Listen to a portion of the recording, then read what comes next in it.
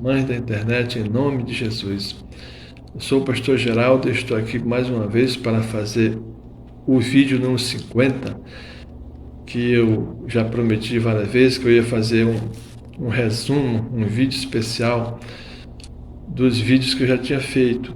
Eu fiz 18 vídeos onde falei sobre o despertar, o desenvolvimento da consciência, da alma do ser humano e o renascimento, o seu retorno à vida para continuar o seu trabalho aqui no mundo, para despertar a sua consciência, para conhecer a Deus.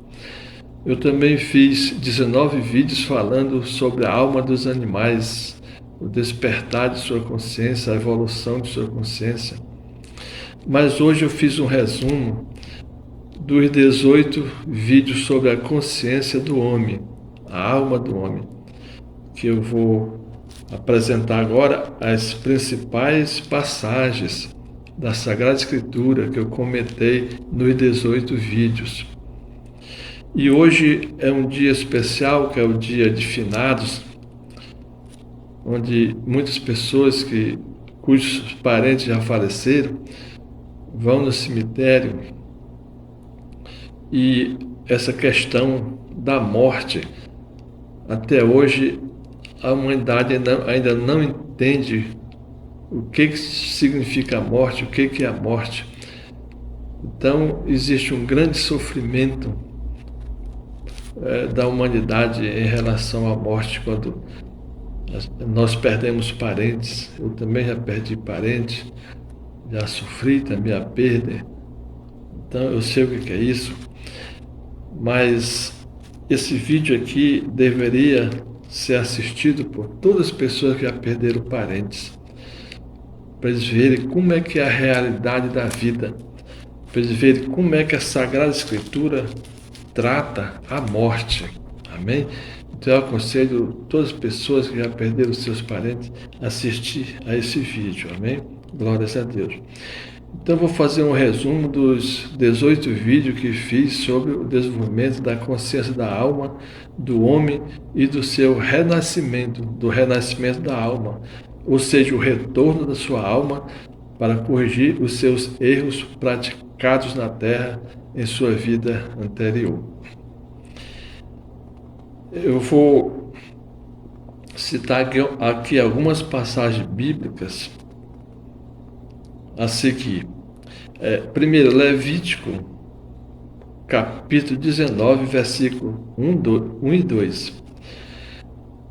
Falou mais o Senhor a Moisés, dizendo: fala a toda a congregação dos filhos de Israel e dize-lhes: santos sereis, porque eu, o Senhor, vosso Deus, sou santo. Glórias a Deus. Então agora eu vou ler uma explicação. É esta palavra que saiu da boca de Deus que me dá a confiança, a segurança, a convicção e a certeza que eu ainda vou ser santo, como você também. Todos nós, por essa palavra de Deus, nós temos certeza que nós teremos ainda uma vida santa. Nós seremos santos. Todos os homens serão santos. Vejo nesta palavra, santos sereis, uma ordem de Deus a respeito da nossa salvação, a qual ninguém poderá se eximir ou escapar dela.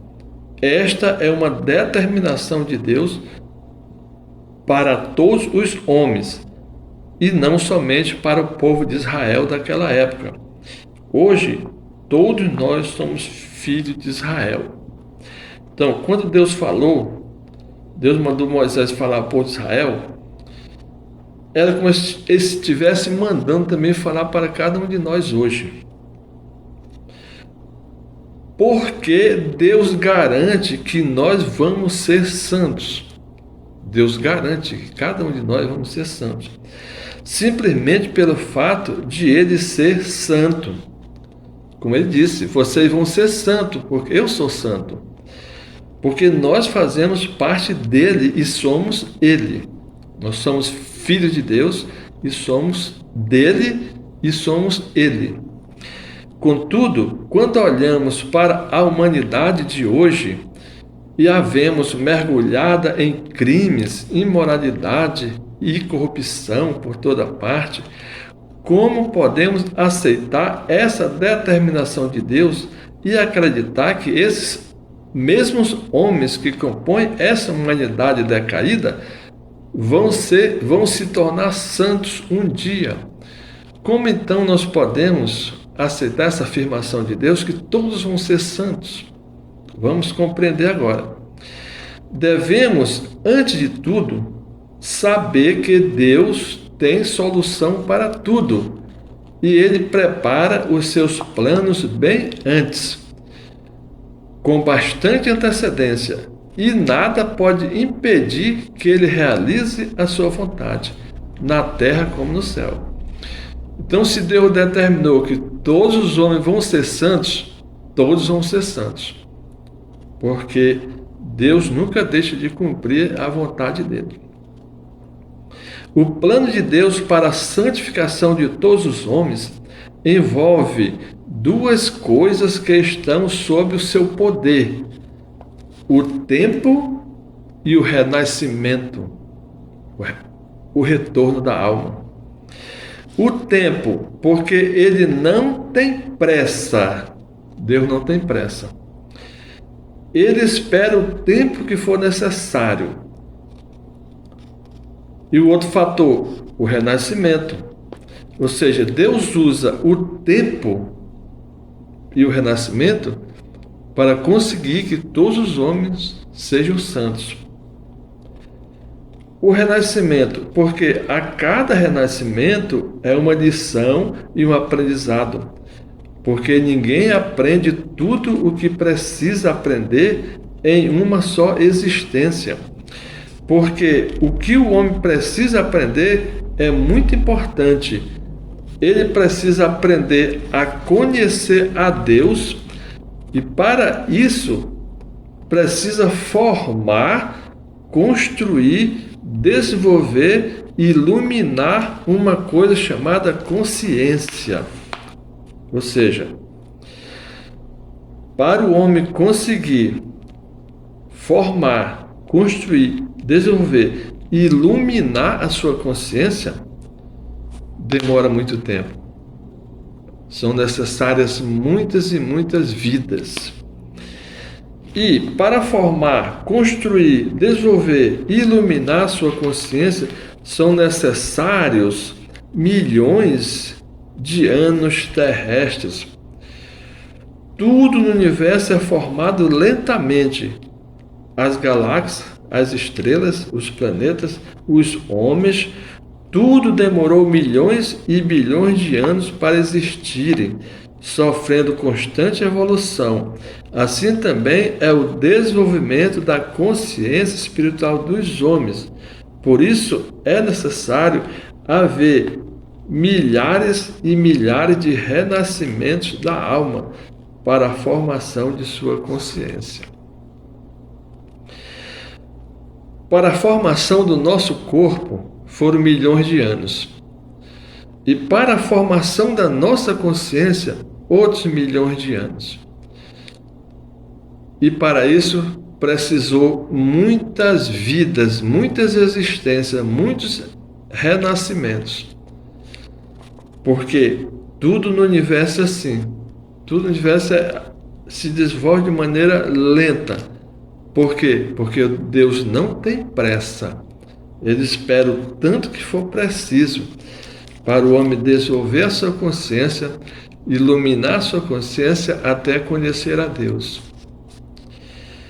É por isso que existe a necessidade do homem renascer o número quase infinito de vezes, até aprender a conhecer e a reconhecer para poder amar o seu Criador.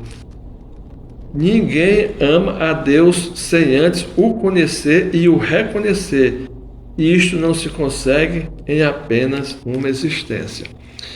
Ou seja, o homem está na Terra para aprender a conhecer e a reconhecer Deus. obedecer suas leis, para poder amá-lo. E isto não se consegue em apenas uma existência de 70 anos, que é a vida média do homem normal, 70 anos. Não se consegue conhecer a Deus em 70 anos. Não se consegue. Por esse motivo, o renascimento é uma lei natural dentro do universo. Tudo renasce e não poderia ser diferente com os homens. Sem essa lei, Deus não poderia santificar todos os homens. Mas Ele vai santificar a todos, custe o que custar. Ele é dono do tempo. Ele é o Pai da eternidade. Ele criou a eternidade. Por isso, Ele não tem pressa. Deus não tem pressa. Ele espera o homem aprender até se santificar. Pecando, sofrendo, aprendendo, mas um dia ele se santifica. Como ele poderia santificar o criminoso que morre prematuramente assassinado? Esses jovens de hoje que não conheceram a Deus ainda, estão morrendo muitos jovens no crime. Como é que Deus vai santificar esses jovens que morrem cedo, sem que Ele traga-os de volta para continuar vivendo, para continuar aprendendo? Como? Ou a pessoa que morre prematuramente de acidente ou de doença incurável, que não tem a oportunidade de se santificar, ou a pessoa que nasceu cega, surda e muda, que portanto não pode ver nem ouvir a palavra de Deus para conhecer a sua vontade e o seu plano de salvação para ela na Bíblia, na Sagrada Escritura. Ou a criança que morreu ainda na infância, ou ainda aquela que nem sequer chegou a nascer.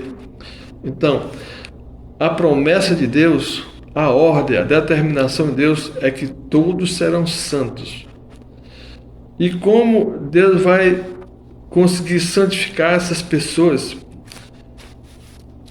Como no caso das crianças que não chegam nem a nascer ou morrem na infância, ou o jovem que morre cedo, assassinado, ou os que morrem de acidente, como Deus vai poder santificar sem trazê-lo de volta à vida? Esta que é a questão. Nisso temos que pensar e usar a razão que Deus nos deu. Porque esses assuntos que eu estou falando é a razão de Deus. Porque é verdade de Deus. Próxima passagem, Deuteronômio, capítulo 5, versos de 1 a 6. E chamou Moisés a todo Israel e disse-lhes: Ouve, ó Israel, os estatutos e juízos que hoje vos falo aos ouvidos, e aprendê-lo-eis e guardá-lo-eis para os cumprir.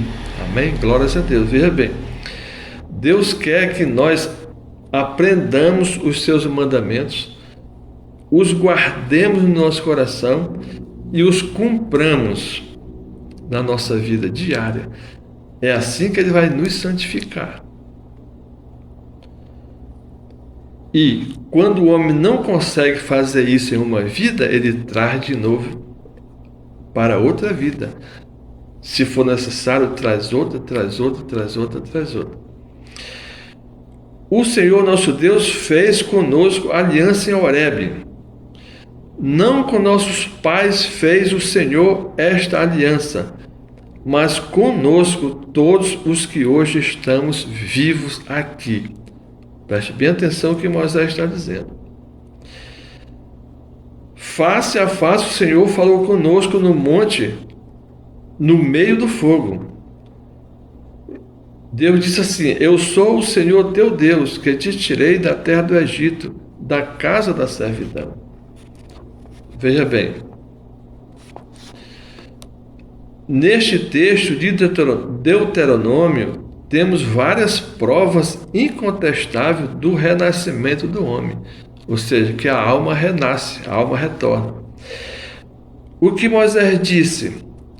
Ele disse simplesmente que todos aqueles do seu povo que tinham estado no Monte Horebe, quando Deus falou com eles há 40 anos atrás, e que já tinham morrido, agora estavam ali vivos, porque tinham renascido.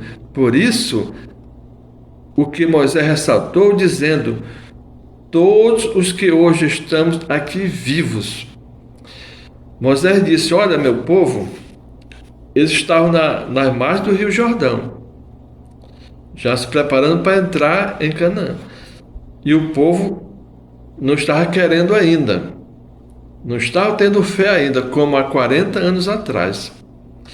Por isso que ele disse isso. Olha, porque o povo estava dizendo: Moisés, não foi com nós que Deus falou, não, há 40 anos atrás, foi com nossos pais. Então nós não temos obrigação de entrar em Canaã, não, porque Deus não falou conosco, não, foi com nossos pais. Aí Moisés disse: não, foi com cada um de nós que hoje estamos vivos aqui, que Deus falou em Horebe há 40 anos. Então, como poderia isso acontecer sem que as pessoas tivessem renascido? Porque as gerações de 20 anos para cima morreram todas no deserto. Ali estavam as gerações novas. E como é que Deus falou para aquela região, para aquelas gerações novas, lá em Horebe, 40 anos atrás? É a prova de que elas, esta pessoa que tinham renascido agora no deserto, tinham estado lá há 40 anos no Monte Horebe, ouvindo Deus falar. Por isso que Moisés disse: não foi com nossos pais que Deus falou, não. Foi com cada um de nós que hoje estamos vivos aqui. Por isso que ele ressaltou a palavra vivo. Porque eles tinham morrido, mas estavam vivos ali de novo. Amém? Glórias a Deus. Quando nós lemos a Sagrada Escritura, nós temos que buscar compreender, entender, sentir o pensamento de Deus, a razão de Deus, o que Ele está explicando, para podermos entender o que Ele está dizendo. Mais explicação. Deus havia condenado a nação de Israel a perambular no deserto por 40 anos, por causa da falta de fé dos israelitas, quando deixaram de entrar em Canaã com medo dos gigantes. Então, Deus falou que toda aquela geração de 20 anos para cima iriam morrer no deserto. Somente as novas gerações iriam entrar em Canaã, a terra prometida, juntamente com Josué e Calebe. 40 anos se passaram e agora Moisés está ali nas margens do Rio Jordão com as novas gerações que nasceram no deserto. E ele está dizendo que Deus tinha falado com eles lá em Horebe, antes de eles nascerem. Como isso é possível? Isso é possível pelo renascimento. Aquelas novas gerações eram as mesmas gerações que tinham renascido e eram também as mesmas gerações que Deus havia retirado do Egito. Deus sempre trabalha com as mesmas gerações que sempre vão renascendo a cada geração. E Ele não cria novas gerações a cada geração. O seu povo é um só, desde a criação, a qual Ele criou junto com Adão e Eva. Então veja bem, as gerações que Deus tirou do Egito eram aquelas mesmas gerações que estavam ali, na beira do Rio Jordão, às margens do Rio Jordão, que era a mesma geração que esteve em Horebe. Deus sempre trabalha com as mesmas gerações, as mesmas almas. Deus não fica criando mais almas, mais homens a cada geração, não. Sempre a mesma geração que vem renascendo, renascendo, renascendo, renascendo, porque Deus está aprimorando a alma, o espírito, a consciência. Sempre foi assim e sempre será assim. Agora, nós vemos que esse ensinamento não ensina claramente na Sagrada Escritura. Nós entendemos por revelação. Como o apóstolo Paulo falou muitas vezes, o conhecimento de Deus ele nos revela por revelação. Ele nos dá entendimento por revelação. Por quê? Porque Ele quer que nós usemos o Espírito. A Sagrada Escritura não se compreende com a mente concreta, a mente materialista, a mente mundana, e nem com o sentimento mundano. Só se entende com o Espírito. Porque o significado da Sagrada Escritura está no mundo espiritual. Eu já expliquei isso muito em outros vídeos. Nós temos que subir com a nossa consciência para o mundo espiritual, para receber a revelação que Deus está ensinando. Só se compreende a Sagrada Escritura pelo Espírito. Portanto, aquela geração que agora iria entrar na Terra Prometida é a mesma que não quis entrar há 40 anos por falta de fé, mas agora iria entrar por livre e espontânea vontade, porque Deus nunca deixa de cumprir a sua vontade.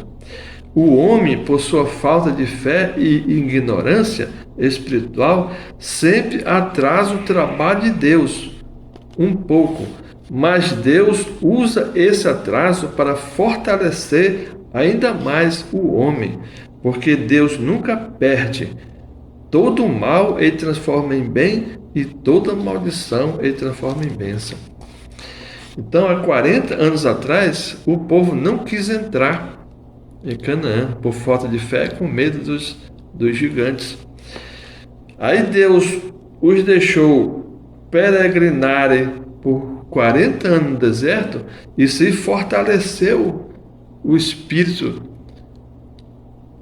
dos mais velhos que permaneceram e também dos mais novos da nova geração. Porque 40 anos no deserto é muito sofrimento. Eles foram amadurecendo. Porque Deus sempre faz assim. Antes de Ele nos dar uma bênção, Ele primeiro nos prova e nos prepara. Que é para nós não lançarmos fora a bênção que Ele dá. Para que nós não estraguemos o plano dele para a nossa vida. Glórias a Deus. Próxima passagem, Ezequiel 37, de 11 a 14.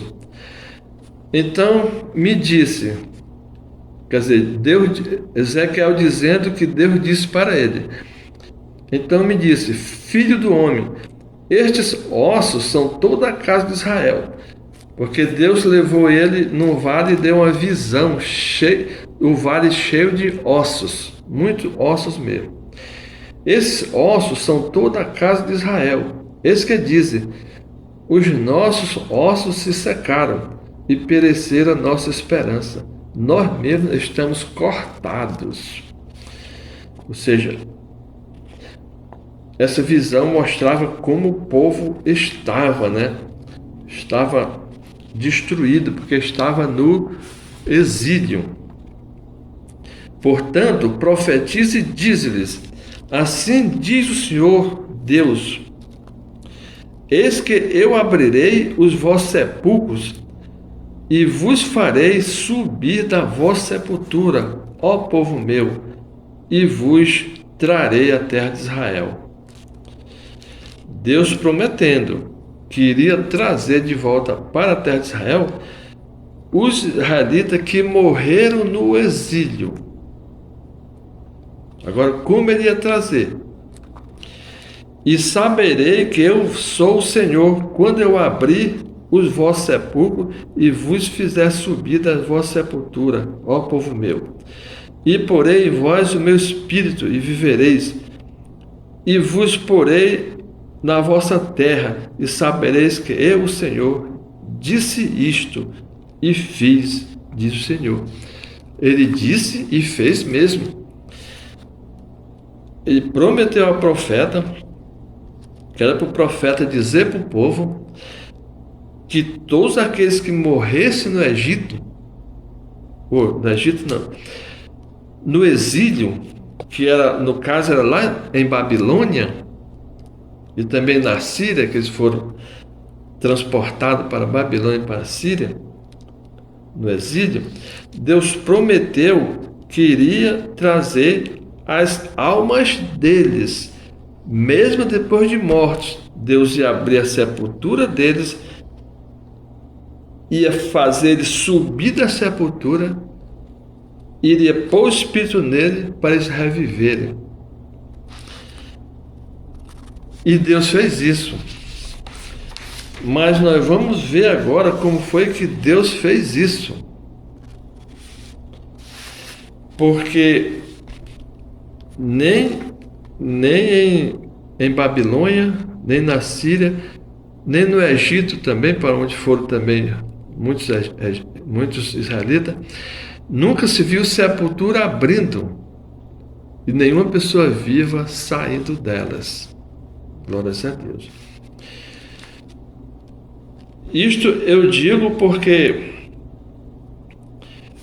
quando Deus fala na Sagrada Escritura, Ele está falando algo profético, espiritual, que nós temos que entender espiritualmente.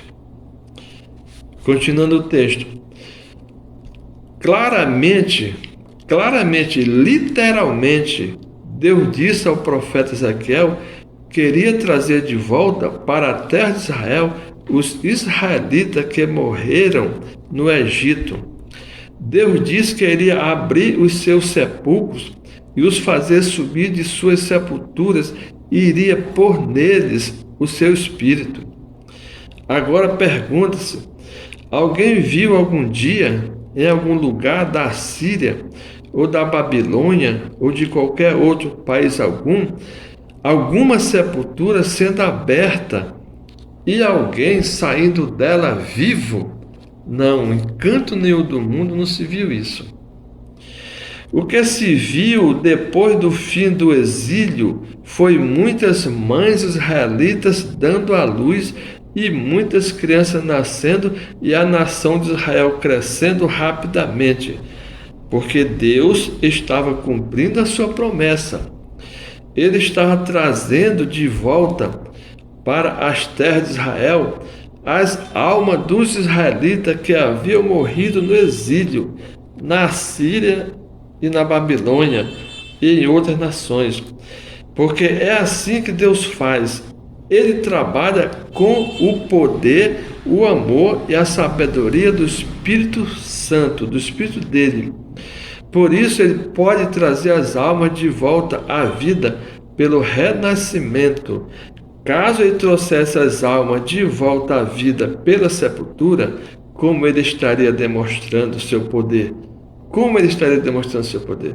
O seu amor e a sua sepultura e a sua sabedoria. Então, Deus falou que ia abrir a sepultura e trazer as almas de volta para Jerusalém. Mas não foi assim que ele fez, não. Ele trouxe as almas através do útero das mães judias, que renasceram, aí a nação cresceu rapidamente. Porque é assim que Deus faz. Porque é assim que Ele demonstra o poder, o amor e a sabedoria dEle. Ou seja, fazendo milagre, trazendo as crianças de volta à vida pelo útero das mães judias. Que a Bíblia nos diz que as mães judias, as mulheres judias, eram muito férteis. Muito férteis. Então foi assim que Deus trouxe as almas dos homens, das mulheres, das crianças que morreram no exílio, na Babilônia, na Síria, de volta para reformar, reconstruir a nação de Israel em Jerusalém. Glórias a Deus. Pode-se passar um dia e uma noite, ou o tempo que quiser, em um cemitério, que nunca se verá nenhuma sepultura se abrindo e saindo dela pessoas vivas. Mas é o suficiente passar algumas horas na recepção de uma maternidade para se ver algumas mães saindo com seus bebês no colo. Glórias a Deus. Porque é assim que Deus faz. Porque assim é mais parecido com Deus. Deus manifesta mais o seu poder, trazendo as almas através do útero das mulheres, trazendo elas de volta para a vida, do que abrindo sepultura. Glórias a Deus. Outra passagem, Hebreus 9, 27. Já fiz muitos vídeos falando dessa passagem, glórias a Deus. E como aos homens está ordenado morrerem uma vez, vindo depois disso o juízo, assim também Cristo, oferecendo-se uma vez para tirar os pecados de muitos, aparecerá segunda vez sem pecado aos que o esperam para a salvação. Glórias a Deus. Comentário. Glórias a Deus.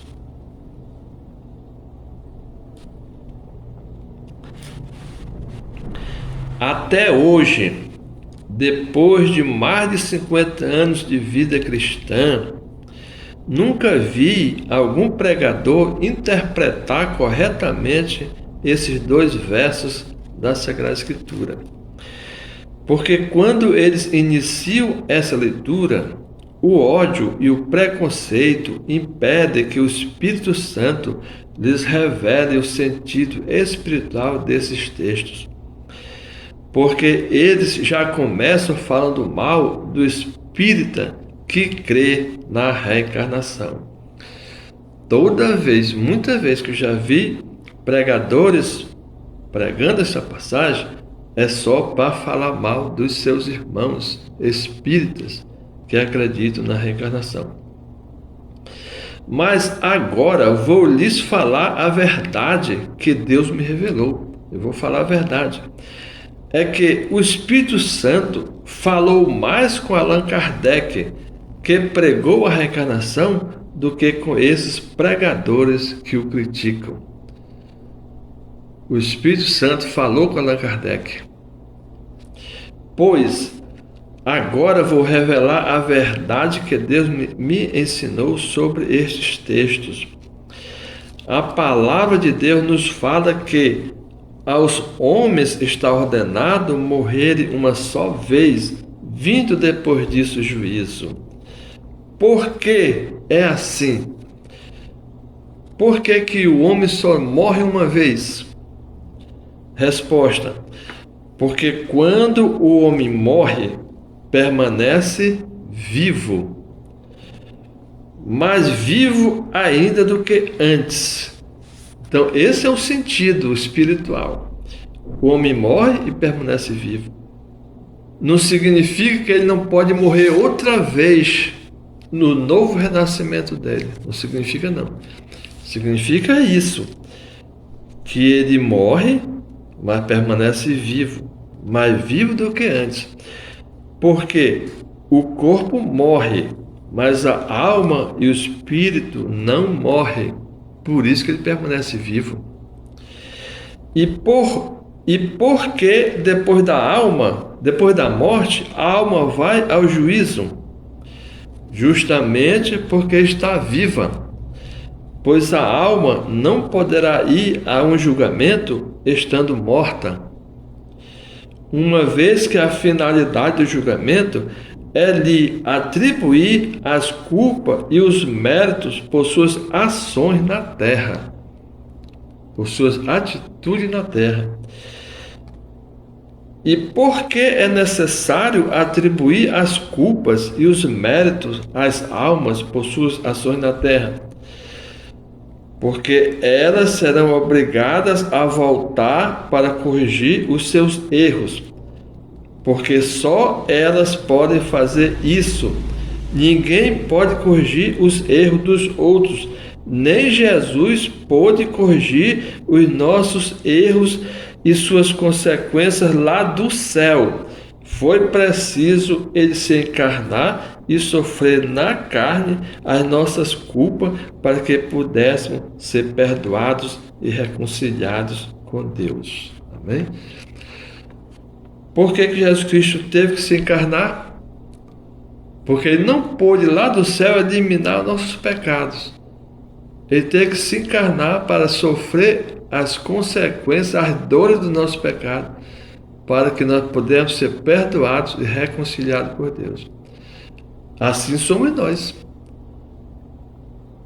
Por isso que aqui no versículo 28 diz, assim também Cristo. Assim como Cristo, assim como nós. Nós também somos obrigados a retornar para corrigir os erros que fizemos na terra. Porque ninguém pode corrigir erro por ninguém. Cada qual é obrigado a corrigir o seu erro, sofrendo as consequências dos seus erros na carne, como Cristo sofreu. Agora, uma coisa muito importante que ninguém pode esquecer. Mesmo depois da morte, a nossa alma, permanece sendo culpada pelos erros na terra. Ou seja, depois da morte, nós continuamos sendo responsáveis pelos nossos atos na terra. O que andamos fazendo na terra. Isso não devemos esquecer nunca. Glórias a Deus. Semelhantemente como Jesus, somos obrigados a voltar para sentir na carne as consequências das nossas ações na terra. Porque com as nossas ações erradas, fizemos muitas outras pessoas sofrerem. E assim vamos ter que sofrer o que elas sofreram por nossa culpa, para que possamos aprender com nossos erros e nos tornar conscientes da lei de Deus que governam a nossa vida. O nosso sofrimento, os nossos erros têm essa finalidade, nos levar a conhecer as leis de Deus. Pois só assim poderemos conhecê-lo, só assim poderemos conhecer a Deus, para depois nos arrependermos e sermos perdoados e salvos por Ele. Glórias a Deus. É por isso que temos que voltar, para sofrer a consequência dos erros que deixamos na terra, os males que deixamos na terra, para aprender, conhecer as leis de Deus, para conhecer a Deus e se arrepender e ser perdoado e ser salvo por Ele. Agora, preste bem atenção ao que foi dito acima. Até mesmo depois da morte, nossa alma continua sendo responsável pelos seus atos errados que cometeu na terra. Por isso vai julgamento. Muitas pessoas passam a vida toda fazendo mal e cometendo todo tipo de injustiça, porque pensam que com a morte tudo se acaba. Grande e terrível engano é esse. Todos os seus atos estão escritos e gravados na memória de Deus e na memória do universo, porque o universo grava tudo. E Deus vai cobrar a reparação dos males causados por suas más ações. E essa cobrança traz à alma muita dor e muito sofrimento. Foi por isso que Deus nos deixou a Bíblia. Ela contém todos os ensinamentos de que precisamos para vivermos de bem com Deus, sem causar sofrimentos aos nossos semelhantes, que também são filhos de Deus. Quando aprendemos a Bíblia, os mandamentos de Deus, nós podemos endireitar os nossos caminhos, deixar de fazer o mal. Acima falei que a alma sente muita dor, e quando ela está sem o corpo, sente mais dor ainda. Nós sentimos dor. Se alguém quebra o dedo, ou corta o dedo, diz: meu Deus, cortei o meu dedo. Porque é o espírito que está falando, porque o espírito pertence ao dedo. Não, o dedo pertence ao espírito. Porque o dedo pertence ao corpo e o corpo pertence ao espírito. Então, quando alguém bate o dedo, meu Deus, bati meu dedo, sente dor, porque é o espírito, a alma que sente dor. Não é o corpo, não é a alma. Porque, na realidade, não é o corpo que sente dor, mas sim a alma. Se uma pessoa, por acidente, cair ou for lançada sobre uma chama de fogo grande, ela vai sentir muita dor por causa das queimaduras que vai sofrer. Mas se depois de sua morte, sua alma for lançada nas chamas que há no inferno, ela vai sentir mais dor ainda do que quando estava na terra. Porque a alma sente mais dor, por isso o sofrimento e a dor no inferno é um tormento incomparável. É isso que a pessoa precisa saber, que a alma é que sente dor. Quando a alma é lançada no inferno, ela vai sentir toda a dor do fogo. Ela vai se sentir queimada todo o tempo. Muito tempo. Vou já explicar daqui agora. Outra questão muito importante é o tempo. Quando se passa um dia no céu, já se passaram 1000 anos na terra. E quando se passa um dia na terra, já se passaram 1000 anos no inferno. Isto é, o sofrimento no inferno é igual ao sofrimento na terra, multiplicado por 1000. Quando uma pessoa morre e sua alma vai para o inferno, quando passar um dia aqui na terra que ela morreu, para ela, lá no inferno, ela já está sofrendo há 1000 anos. Um dia é igual a 1000 anos de sofrimento no inferno. Na percepção dela, já faz 1000 anos que ela está sofrendo. Que pensem nisso todos que fazem o mal, os ladrões, os corruptos, os criminosos. A pessoa morreu, cheia de crime. A alma vai para o inferno, vai para o julgamento e depois vai para o inferno. Quando passar um dia que ela morreu, aqui na terra, lá no inferno ela tem a sensação, a percepção que já está sofrendo lá há 1000 anos. Porque essa é a relação matemática, por causa da diferença de vibração. No céu, um dia é 1000 anos aqui, na terra. Um dia na terra é 1000 anos no inferno. Por causa da relação matemática. Glória a Deus. Por causa da relatividade. Por causa da lei da relatividade. Próxima passagem. João, capítulo 3, verso 1, 10. Jesus instrui Nicodemos acerca do novo renascimento. E havia entre os fariseus um homem chamado Nicodemos, príncipe dos judeus. Este foi ter de noite com Jesus e disse-lhe: Rabi, bem sabemos que és mestre vindo de Deus, porque ninguém pode fazer estes sinais que tu fazes, se Deus não for com ele.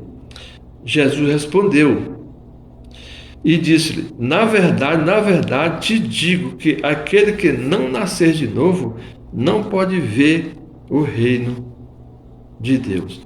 Aquele que não nascer de novo. Disse-lhe Nicodemo: como pode um homem nascer sendo velho? Pode porventura tornar a entrar no ventre de sua mãe e nascer? Jesus respondeu: na verdade te digo que aquele que não nascer da água e do Espírito não pode entrar no reino de Deus. Glória a Deus. Veja bem aqui o que Jesus está dizendo. No versículo 3 diz: aquele que não nascer de novo não pode ver o reino do céu. Quem não nascer de novo não pode ver o reino de Deus. E aqui no 5 ele diz: quem não nascer da água e do Espírito não pode entrar no reino de Deus. Então Jesus está dizendo que tem dois nascimentos, um da água e um do Espírito. Tudo isso, esses dois é nascer de novo. No 3 diz: quem não nascer de novo não pode ver o reino de Deus. E no 5 ele diz: quem não nascer da água e do Espírito, ou seja, quem não nascer de novo da água e de novo do Espírito, não pode entrar no reino de Deus. Porque o que é da carne, o que é nascido da carne é carne, e o que é nascido do Espírito é Espírito. Não te maravilhes de ter dito: necessário vos é nascer de novo. O vento assopra onde quer e ouve a sua voz, mas não sabe de onde vem, nem para onde vai. Assim é todo aquele que é nascido do Espírito. Nicodemo respondeu e disse-lhe: como pode ser isso? Jesus respondeu e disse-lhe: tu és mestre em Israel e não sabes disso? Ou seja, Jesus ficou admirado porque Nicodemo era mestre em Israel e não sabia disso, que precisa nascer de novo e precisa nascer duas vezes, da água e do Espírito. Agora eu vou explicar o que é nascer da água. Quando nós nascemos da água, é quando nós nascemos do útero da nossa mãe. Porque nós somos formados dentro da água, do líquido amniótico da nossa mãe. Nós nascemos da água. Porque o útero da nossa mãe é o símbolo, representa o oceano onde nós fomos formados. Toda a vida foi formada no fundo do oceano. Quem quiser saber disso é só ver as pesquisas dos cientistas, como as vidas estão sendo formadas no fundo do oceano. É assim que Deus formou a vida, foi assim que Deus nos formou no fundo do oceano.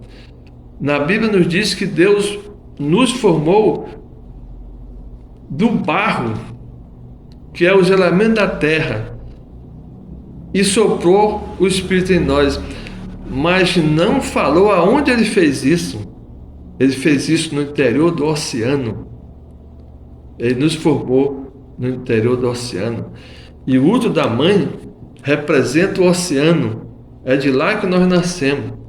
Nós passamos 9 meses sendo formados no útero da mãe, mas na terra nós passamos talvez uns 900 milhões de anos.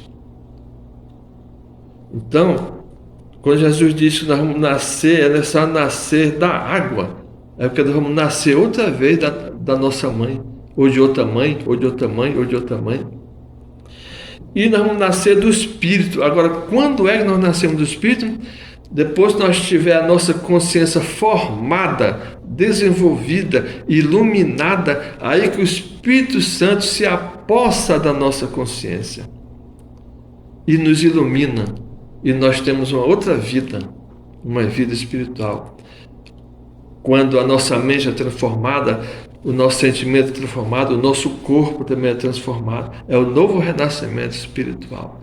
Mas isso acontece depois que nós nascemos da água muitas e muitas e muitas e muitas vezes.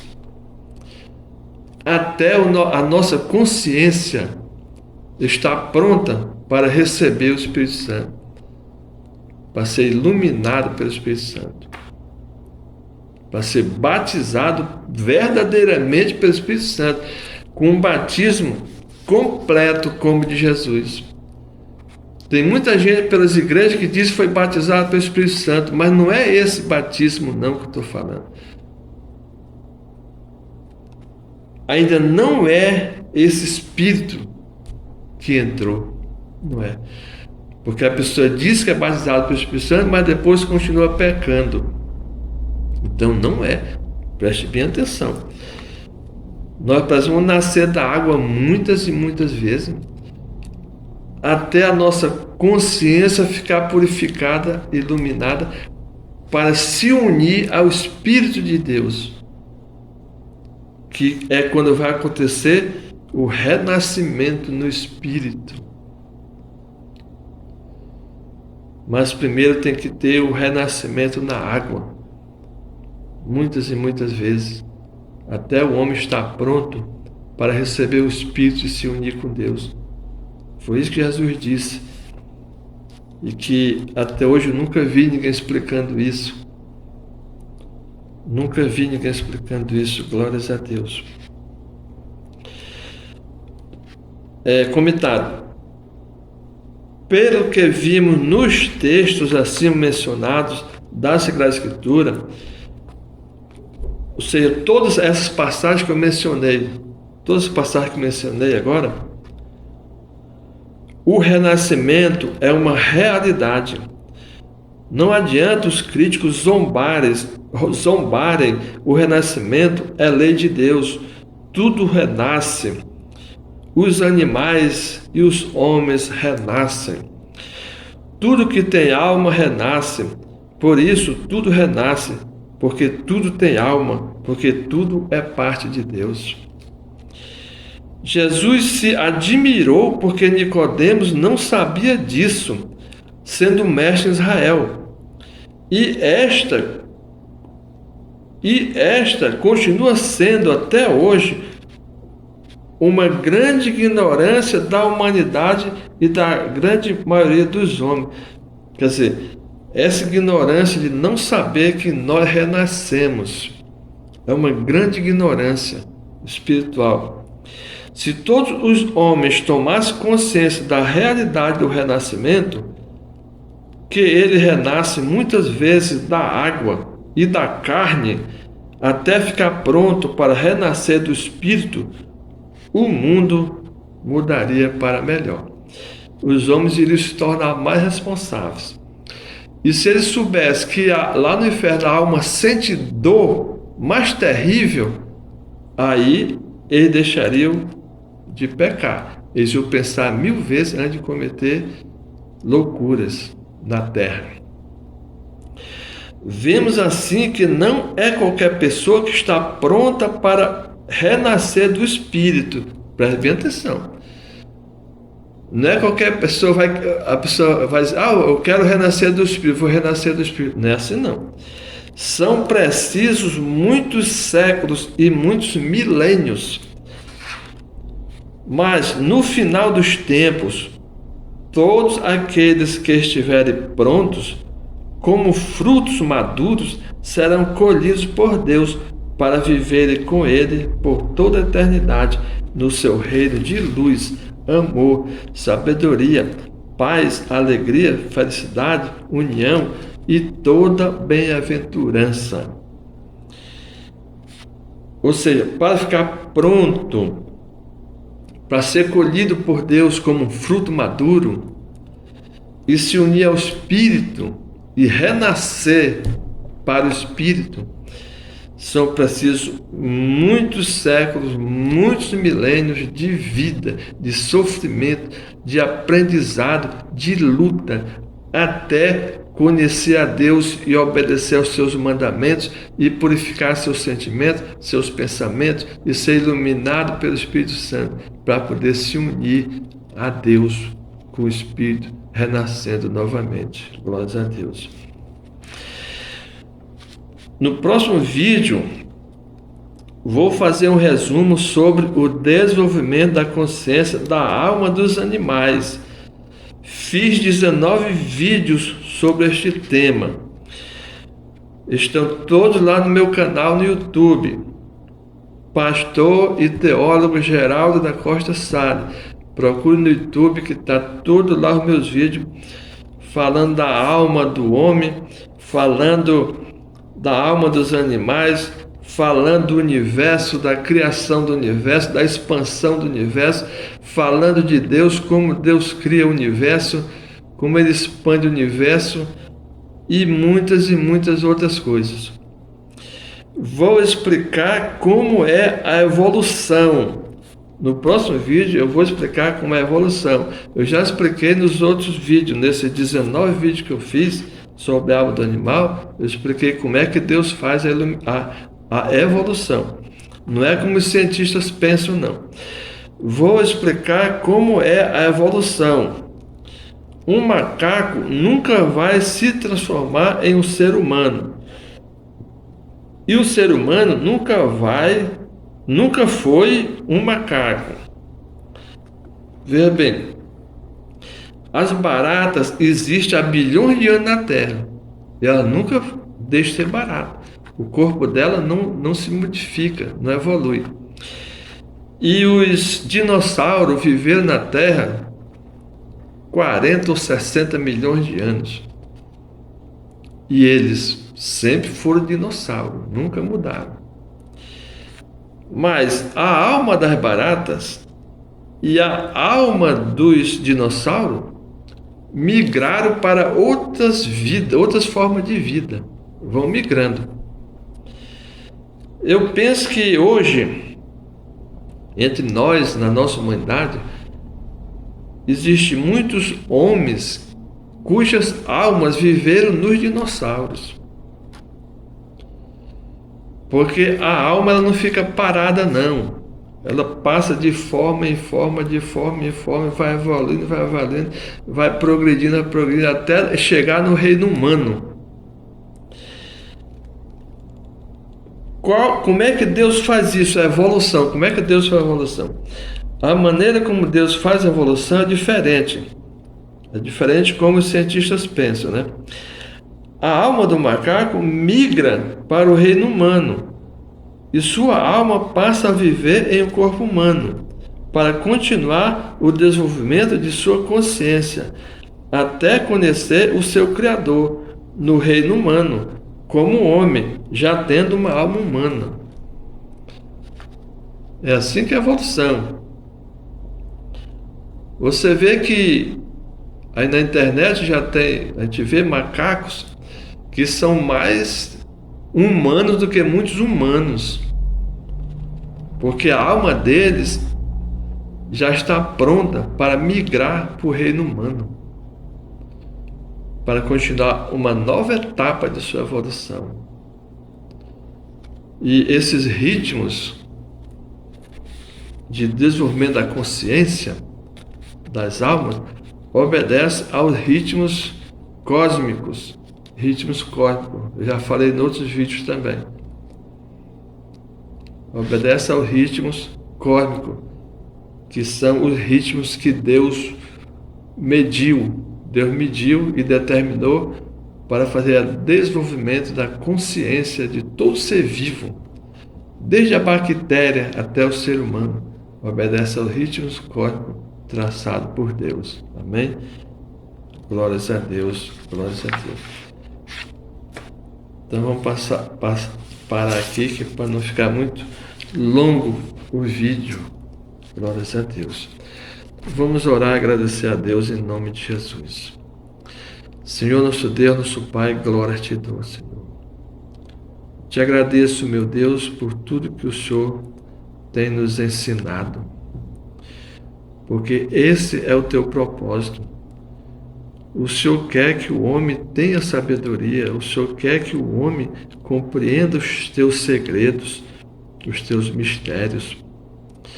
Mas na tua palavra, na tua sagrada palavra, Senhor, o Senhor nos diz que o Senhor só revela os teus segredos aos que o temem. Por isso devemos ter humildade e temer a Deus e procurar no seu espírito o entendimento. O seu espírito está na Sagrada Escritura. O Espírito de Deus está na Sagrada Escritura, pronto para se revelar. Quando nós a lemos com espírito humilde e com boa vontade para compreender o nosso Deus, o Espírito se nos revela para nós e podemos entender a vontade do nosso Deus para nós. Obrigado, meu Deus, obrigado, meu Deus. Senhor, eu peço, meu Deus, estende a tua poderosa mão, Senhor, de proteção sobre toda a nação brasileira, meu Deus. Protege todos os teus filhos, meu Deus. Toca com teu espírito e teu poder, Senhor, no coração dos teus filhos que são rebeldes, que ainda teimam, persistem em fazer o mal para o teu povo, fazendo o teu povo sofrer. Cuida deles, Senhor, eles também são teus filhos, cuida deles, meu Deus. Repreende a obra do inferno sobre a vida deles, Senhor. Repreende a obra de Satanás sobre a vida deles, Senhor. Em nome de Jesus Cristo. E prospera teus filhos, Senhor. Ser propício a todos nós, meu Deus, em nome de Jesus Cristo. Ajuda todas as nações na terra, Senhor, porque é grande o sofrimento no mundo, meu Deus, porque o homem se afastou do Senhor, o homem esqueceu do Senhor. Mas quando eles voltar a se lembrar do Senhor, a tua mão está aberta, o teu braço está estendido para ajudar todos. Ajuda, meu Deus, em nome de Jesus Cristo. Obrigado, meu Deus. Obrigado, meu Deus. Glórias a Deus. Glórias a Deus. Glórias a Deus.